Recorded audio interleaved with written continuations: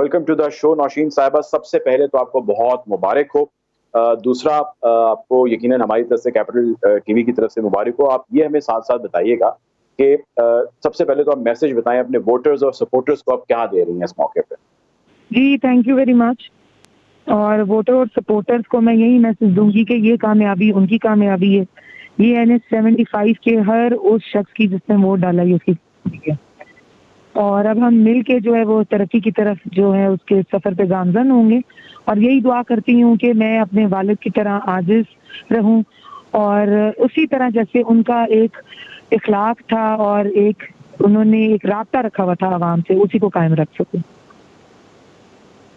ठीक है। अच्छा नौशीन साहब ये बताइएगा कि अब ज़ाहिर है आप इस सारे को लीगली फॉर्मली आगे लेकर चलेंगी और मेंबर बनेंगी। अब आपके ऊपर ज़ाहिर है सल्की की तो जिम्मेदारियां हैं और उसको आपने आगे लेकर चलना, लेकिन इसके साथ साथ लेजिस्लेशन का एक बहुत बड़ा रोल और एक काम है जो आप करेंगी, इस असम्बली का सेवान का हिस्सा बनेंगी। आपके जहन में कोई प्लान है, कुछ चीज़ें हैं, क्या करेंगी कि जिसका इम्पैक्ट ओवरऑल हर ज़ाहिर बहुत सारे बिल हैं जो पास होते हैं, बहुत सारी लेजिस्लेशन है जो करनी होती है, आपका काम है। उस प्लान को लेके कितनी ऑप्टिमिस्टिक है और क्या प्लान किए हुए हैं आप? जी मैं अब अल्लाह खैर से वो वक्त लाए और जल्दी लाए। पहले तो बड़ी ख्वाहिशमंद हूँ, आई दो इट्स नॉट पॉसिबल, लेकिन चाहती ये हूँ कि जहाँ इतने मिरेकल्स हुए और ये भी हो सकता कि मैं डस्का की आवाम के साथ NH-75 में खड़ी होके ये हेल्प लेती, क्योंकि ये जीत मेरे से ज्यादा इन लोगों की है जिन्होंने 2 बार वोट पास किया और मेरे पे इतना उन्होंने एतमाद किया।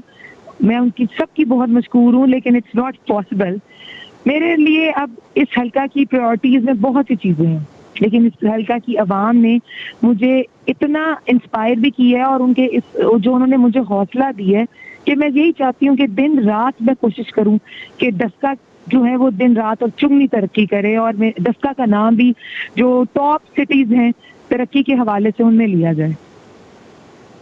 नून लीग की जो लीडरशिप है नौशीन साहब, उन्होंने बड़ा कुछ आप पे लगाया और बड़ा कुछ उन्होंने दाव पे लगाया और बड़ा उन्होंने आपको सपोर्ट किया, खुसूसन आप की जो लीडर मरीम नवाज साहिबा हैं।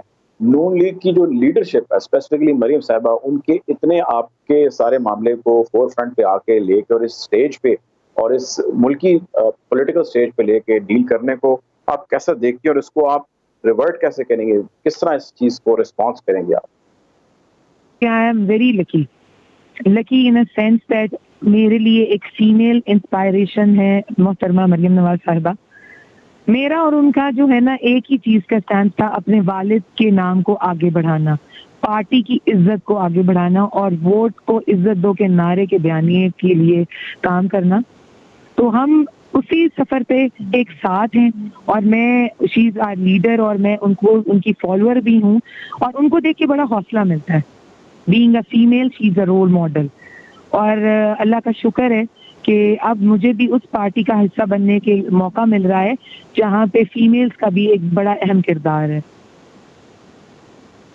ठीक है। तो वैसे पाकिस्तान तहरीक इंसाफ के गवर्नमेंट के कुछ ऑफिशियल्स का तर्जुमान की स्टेटमेंट्स आई, अदर दैन पॉलिटिक्स रैशनल जो अप्रोच अपनाते हुए उन लोगों का कहना ये था कि अब इनके पास परफॉर्म करने के लिए जाहिर है वो टेन्योर तो नहीं है और जो पाकिस्तान तहरीक इंसाफ ने अभी सारे इलेक्शन के अंदर परफॉर्म किया है, नून लीग के लिए शायद अभी ये एक क्वेश्चन मिल जाए इनको या इनके लिए एक फेस सेविंग हो जाए, ऐसी भी स्टेटमेंट्स आई। लेकिन आने वाले वक्त के अंदर नून लीग के लिए काफ़ी मुश्किलात हैं। जो इनके वालिद साहब की लेगेसी थी, जो इनके वालिद साहब ने चीज़ कंटिन्यू की, वो एक तरफ की, वो कई सालों से, कई दहाइयों से बल्कि करते आ रहे थे। इस दफ़ा ये नहीं उनका कहना है कि आपको सीट मिल गई, अगला चैलेंज आपका काफ़ी मुश्किल होगा।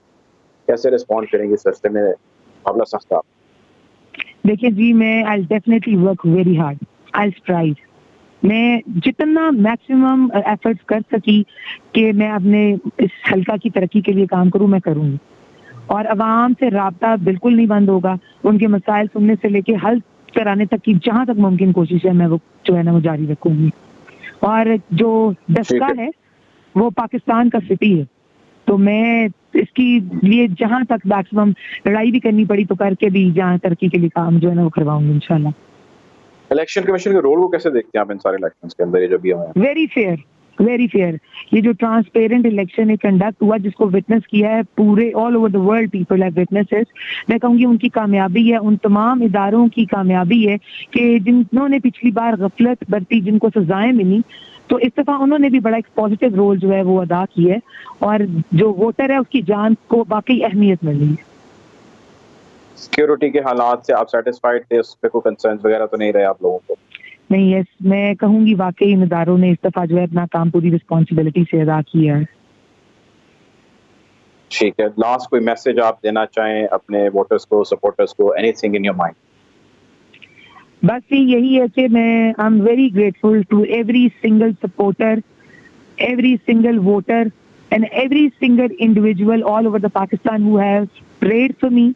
मैं यही कोशिश करूंगी कि अपने वालिद की इस लेगेसी को मेहनत से और इस्तकामत से आगे बढ़ाऊं और आने वाले वक्तों में डस्का जो है वो इससे ज्यादा फेमस हो।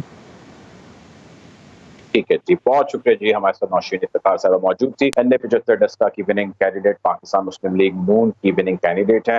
बहुत शुक्रिया आपके वक्त का। पाकिस्तान मुस्लिम लीग नून ने यकीनन NA-75 डस्का के अंदर एक बड़ा मार्का मारा है, एक बड़ा इलेक्शन जीता है, अपने नाम किया है वो इलेक्शन। इसको लेकर बहुत सारे अभाम थे, बहुत सारी कंफ्यूजन थी, बहुत सारे सवाल थे, बहुत सारे ऑब्जेक्शन थे, क्वेश्चन थे, रिजेक्शन थी, जो इससे पहले हुई थी, इससे पिछले राउंड के अंदर हुई थी। इसके बाद इसको कलअदम करार दिया गया और पूरे हल्के के अंदर दोबारा इलेक्शन हो गए। पाकिस्तान तहरीक इंसाफ को इसके अंदर हार का सामना रहा, नाकामी का सामना रहा। पाकिस्तान तहरीक इंसाफ को और किन महाजों के ऊपर चैलेंजेस का सामना है और कौन से महाज हैं जिसके ऊपर ऑपोजिशन खुसूसन पाकिस्तान मुस्लिम लीग नून तगड़ी होती दिखाई दे रही है।